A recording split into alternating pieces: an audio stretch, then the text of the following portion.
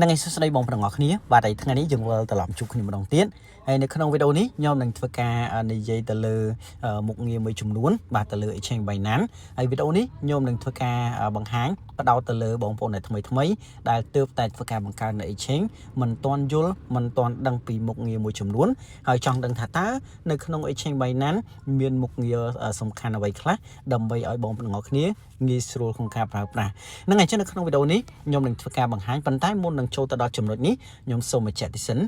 ពេលនេះ Binance នឹងធ្វើការបែងចែកបាននៅ token មួយដែលមានឈ្មោះថា HPL ដែលបងប្អូនទាំងអស់គ្នានឹងទទួលបានចំនួន80 HPL បើគិតជាលុយគឺស្មើនឹង$7ណាបងប្អូនទាំងអស់គ្នានឹងទទួលបានហើយសម្រាប់ការទទួលបាននេះបងប្អូនទាំងអស់គ្នាប្រហែលជាចង់ដឹងថាតើយើងត្រូវធ្វើដោយរបៀបណាខ្លះដើម្បីទទួលបាននៅការ HPL បាទប្រហែលជាខ្ទង់$7នេះអញ្ចឹងបងប្អូនទាំងអស់គ្នាអាចតាមដាននៅខាងចុងនៃវីដេអូនេះខ្ញុំនឹងធ្វើការបង្ហាញប្រាប់បងប្អូនទាំងអស់គ្នាតែម្ដងហ្នឹងហើយសម្រាប់បងប្អូនដែលមិនទាន់មាន Exchange Binance ហើយបងប្អូនទាំងអស់គ្នាចង់ធ្វើការបង្កើតទេណាបងប្អូនទាំងអស់គ្នាអាចធ្វើការបង្កើតតាមរយៈ link របស់ខ្ញុំដែលមាននៅខាងក្រោមនៃវីដេអូឬក៏នៅក្នុង pin comment សម្រាប់បងប្អូនដែលមិនទាន់ចេះធ្វើការបង្កើតសោះបងប្អូនទាំងអស់គ្នាក៏អាចមើលវីដេអូរបស់ខ្ញុំដែលខ្ញុំបានដាក់ link នៅខាងក្រោមនៃវីដេអូនេះឬក៏នៅក្នុង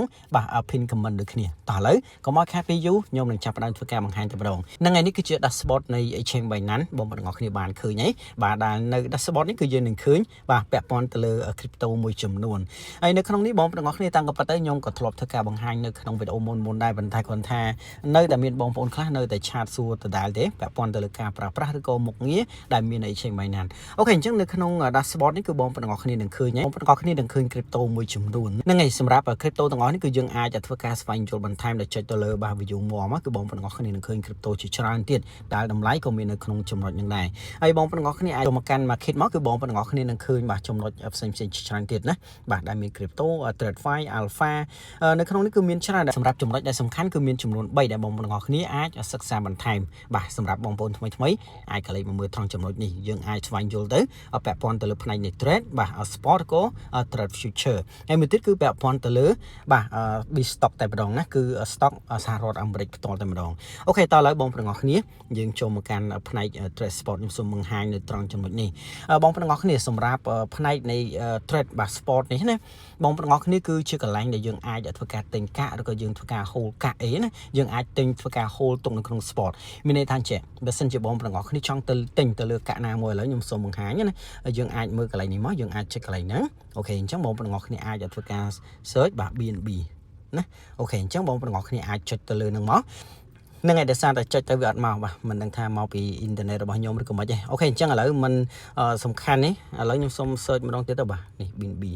បាទឥឡូវ BNB មកហើយ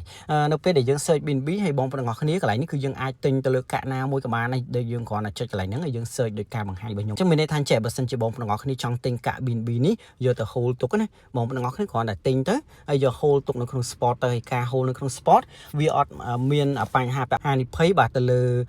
ការដាច់ account ដូចនៅក្នុង future ឡើយ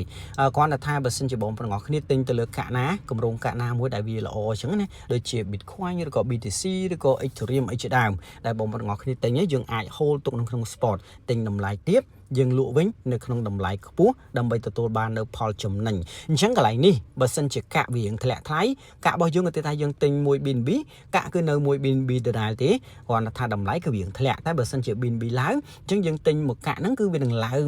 នៅពេលដែលតម្លៃខ្ពស់លុយរបស់យើងក៏ឡើងទៅតាមនឹងដែរណាវាមិនមានបញ្ហាក្នុងការដាច់ account ឡើយអូខេនេះគឺជាចំណុចទី1ឥឡូវដោយសារតែខ្ញុំចូលមកផ្នែកនៃ trade sport នេះគឺវាមានផ្នែកនៃ stock នេះដែរអញ្ចឹងខ្ញុំនឹងធ្វើការបង្ហាញផ្នែកនៃ stock សិនតិចទៀតខ្ញុំនឹងធ្វើការបង្ហាញនៅផ្នែក future អញ្ចឹងយើងចូលមកកាន់ផ្នែកនៃ stock នេះ stock គឺបងប្អូនទាំងអស់គ្នាអាចធ្វើការទិញទៅលើភាគហ៊ុនរបស់សហរដ្ឋអាមេរិកដែលមាននៅត្រង់ចំណុចនេះយើងអាចចុចកន្លែងហ្នឹងមកអូខេបងប្អូនទាំងអស់គ្នាអាចធ្វើការ trade ឬក៏យើងទិញធ្វើការ hold មានភាគហ៊ុនសហរដ្ឋអាមេរិកជាច្រើនរាប់រយមុខឯណោះដែលបងប្អូនទាំងអស់គ្នាបានឃើញណាអូខេនេះគឺជាចំណុចដែលបងប្អូនទាំងអស់គ្នាត្រូវដឹងបន្ថែមផ្នែកទី3គឺបងប្អូនទាំងអស់គ្នាចូលមកកាន់ផ្នែកនៃ future សម្រាប់ในផ្នែកនៃ future នេះគឺបងប្អូនទាំងអស់គ្នានេះគឺជាកន្លែងដែលយើងត្រូវធ្វើការទូទាយបាទទៅលើទីផ្សារណាយើងទូទាយទៅលើទីផ្សារថាតើវាឡើងឬក៏វាចុះបើសិនជាបងប្អូនទាំងអស់គ្នាធ្វើការទូទាយខុស មានន័យថាវាជាបញ្ហាមួយដែលយើងអាចដាច់ account អញ្ចឹងនេះគឺជាចំណុចដែលបងប្អូនទាំងអស់គ្នាត្រូវយល់សម្រាប់ future ខ្ញុំមិន recommend ទៅកាន់បងប្អូនទាំងអស់គ្នាថ្មីឡើយសម្រាប់បងប្អូនថ្មីបងប្អូនទាំងអស់គ្នាមិនទាន់យល់ទៅលើ future នេះគឺបងប្អូនទាំងអស់គ្នាកុំឈានជើងចូលនៅត្រង់ចំណុចនេះឡើយគឺបងប្អូនទាំងអស់គ្នាត្រូវឈានជើងចូលទៅកាន់ផ្នែកនៃ sport តែប៉ុណ្ណោះសម្រាប់ future គឺសម្រាប់បងប្អូនដែលគាត់មានបាទបទពិសោធន៍យូរឆ្នាំមកហើយសម្រាប់បទពិសោធន៍របស់គាត់មិនមែនចូលមកគឺគាត់ចំណេញទេគឺគាត់មានបញ្ហាក្នុងការដាច់ account ដូចគ្នាបាទបាត់បង់នៅលុយមួយចំនួនដូចគ្នា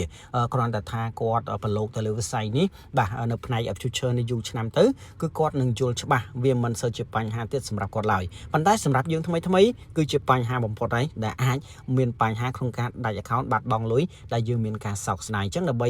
ឲ្យបងប្អូនទាំងអស់គ្នាបាទចូលមកផ្នែកនៃ future គឺបងប្អូនទាំងអស់គ្នាត្រូវធ្វើការសិក្សាឲ្យបានច្បាស់លាស់ជាមុនសិនហ្នឹងអញ្ចឹងនៅត្រង់ចំណុចនេះគឺខ្ញុំបានធ្វើការបង្ហាញនៅ3ចំណុចដែលបងប្អូនទាំងអស់គ្នាត្រូវដឹងហើយខ្ញុំសូមបញ្ជាក់ថានេះគ្រាន់តែជាវីដេអូនៃការចែកម្លែកតែប៉ុណ្ណោះមិនមែនជាវីដេអូនៃការណែនាំទៅកាន់បងប្អូនទាំងអស់គ្នាឲ្យធ្វើការវិនិយោគទៅលើគម្រោងណាមួយឡើយយើងចប់នៅចំណុចនេះយើងចូលមកកាត់ចំណុចដែលបងប្អូនទាំងអស់គ្នាអាចទទួលបាននៅបាទទឹកប្រាក់ចំនួន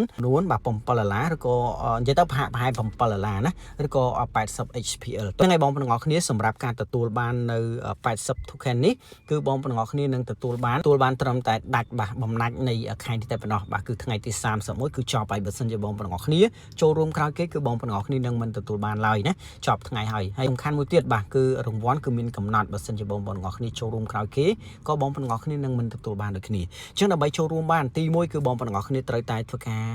បង្កើតនៅ Exchange Binance តាមរយៈ link របស់ខ្ញុំនិយាយទៅវីដេអូនេះគឺសម្រាប់អ្នកដែលថ្មីហើយទឹកប្រាក់ដែលយើងអាចទទួលបាននេះគឺសម្រាប់តែបងប្អូនទាំងអស់គ្នាដែលមិនទាន់មាន Exchange Binance ហើយបងប្អូនទាំងអស់គ្នាធ្វើការបង្កើតតាម link របស់ខ្ញុំពេលនេះតែប៉ុណ្ណោះអញ្ចឹងនៅពេលដែលបងប្អូនទាំងអស់គ្នាធ្វើការបង្កើតតាមរយៈ link របស់ខ្ញុំទាំងធ្វើ KYC ឲ្យជោគជ័យហើយគឺបងប្អូនទាំងអស់គ្នាអាចធ្វើការដាក់លុយចូលមកកាន់ Exchange របស់យើងជាមុនសិនអញ្ចឹងសម្រាប់ការដាក់លុយចូលគឺបងប្អូនទាំងអស់គ្នាអាចដាក់ប្រមាណក៏បានដែរណាបាទហើយបងប្អូនទាំងអស់គ្នាបន្ទាប់ពីដាក់ហើយបងប្អូនទាំងអស់គ្នាគ្រាន់តែចូលមកផ្នែកនៃ Reward Hub នេះណាយើងអាចចុចទៅលើសញ្ញាត្រី3អូខេបន្ទាប់មកទៀតបងប្អូនទាំងអស់គ្នាអាចធ្វើការចុចបាទ More Service អូខេហើយយើងចុច search កន្លែងនេះមកអូខេបន្ទាប់មកយើង search ពាក្យថា Reward Hub ណានេះបាទនៅពេលដែលយើង search យើងគ្រាន់តែចុចទៅលើ Reward Hub ហ្នឹងមកអូខេបន្ទាប់មកបងប្អូនទាំងអស់គ្នានឹងឃើញហើយណានឹងឃើញ test របៀបនេះណាថែរបៀបហ្នឹងអញ្ចឹងបើសិនជាបងប្អូនទាំងអស់គ្នាឃើញហើយបងប្អូនទាំងអស់គ្នានេះគឺយើង trade $100នេះគឺមិនមែនទេណាអានេះគឺមិនមែននៅក្រោម link របស់ខ្ញុំទេគ្រាន់ថានេះគឺជាចំណុចមួយដែលបងប្អូនទាំងអស់គ្នាដែលមាន account នឹងរួចរាល់ហើយបងប្អូនទាំងអស់គ្នាចូលមកធ្វើការ trade នៅក្នុង volume $100យើងទទួលបានត្រឹមតែបាទ16 HPL តែប៉ុណ្ណោះប៉ុន្តែបើសិនជាបងប្អូនទាំងអស់គ្នាធ្វើការចុះឈ្មោះតាមរយៈ link របស់ខ្ញុំគឺបងប្អូនទាំងអស់គ្នាទទួលបាន80 HPL បន្ទាប់មកបងប្អូនទាំងអស់គ្នាអាចចុចទៅលើ Go ហ្នឹងហើយបងប្អូនទាំងអស់គ្នានៅត្រង់ចំណុចនេះខ្ញុំសូមបញ្ជាក់ថាបងប្អូនគ្នាអាច trade នៅក្នុង future ក៏បាន trade នៅក្នុង sport ក៏បានហើយយើង trade នៅក្នុង volume $50ណាបើសិនជាបងប្អូនទាំងអស់គ្នាដែលមិនយល់ពីការទូទាយទៅលើទីផ្សារទេយើងអាចចូលមកផ្នែកនៃ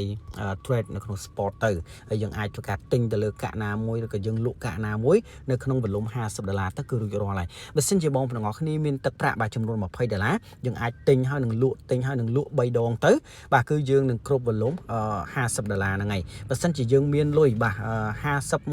$52យើងទិញលក់តែម្ដងទៅគឺរួចរាល់ហើយហ្នឹងហើយបន្ទាប់ពីបងប្អូនទាំងអស់គ្នាធ្វើការបំពេញ test រួចរាល់យើងអាចចូលមកផ្នែកនៃ home ហើយយើងចុចទៅលើកន្លែងហ្នឹងដដែលហើយយើង search បាទទៅលើ reward hub ដដែលណាអូខេយើងគ្រាន់តែ search ពាក្យថា reward hub ចឹងទៅគឺបងប្អូនទាំងអស់គ្នាអាចចូលមក claim បានហើយយើងនឹងឃើញប៊ូតុង claim មួយយើង claim ទៅគឺរួចរាល់តែម្ដងបាទទឹកប្រាក់នេះគឺនឹងចូលទៅកាន់ផ្នែកនៃ sport របស់យើងហើយយើងអាចធ្វើការទិញលក់បាន